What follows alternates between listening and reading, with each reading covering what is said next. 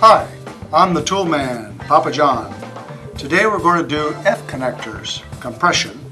We're going to do them on RG6. And real quickly, I have here my cutter, the CCS6. I have my stripper, Big Red, and then I have our SealSmart tool, compression tool. And I have some of our SealSmart RG6 compression connectors. By the way, the black ring on here represents it is for RG6. If it were red, it would be for RG59. If it were blue, it would be for RG6 Quad. Since we're doing RG6 today, we want to make sure we use the black ones. They fit properly. Okay, so for cutting cable, as I said, the CCS6 is a great cable cutter. It cuts through copper-clad steel like butter. And now we're going to do the strip. Just simply take your Big Red tool here and go around about 3 times, and then just press, and there's your strip. So it's a quarter, known as a quarter-inch strip.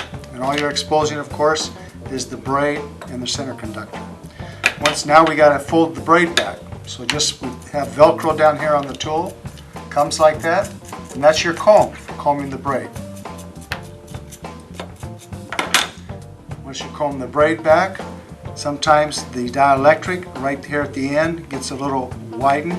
So just roll that foil back down, and what that helps do is make sure that it goes right inside the inner ferrule that is inside the connector. So when I put this on, it goes right over now, and then just push and rotate at the same time, and you want to make sure that you keep pushing it on until the white dielectric is even with the floor of the mandrel. And right there, I am ready to crimp it. Now when I crimp it, I'm going to have to set my tool. It does have to be adjusted. Let's see where it's at. It might be just perfect. In fact, it is perfect.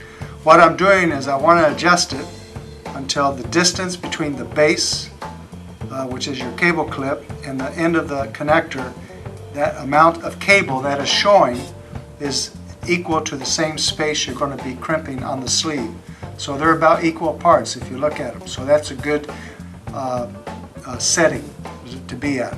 If you want to lock that setting into place, take your locking nut and roll it down to the end. That locks it in place so it doesn't shift on you if you have a lot of connectors to compress or crimp. So let's go ahead and give this a shot. And we crimp it, take it out, and ready to roll. Take the center conductor and just trim it a little bit, and there you go. RG6 compression F connector.